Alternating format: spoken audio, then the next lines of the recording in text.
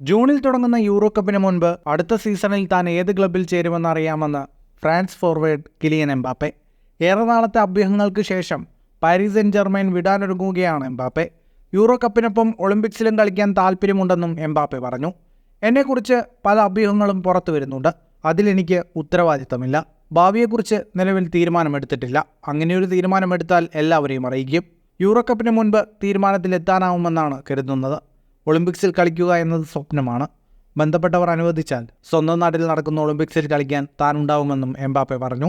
ഒളിമ്പിക്സിൽ 23 വയസ്സിൽ താഴെ പ്രായമുള്ളവർക്കാണ് കളിക്കാൻ കഴിയുക.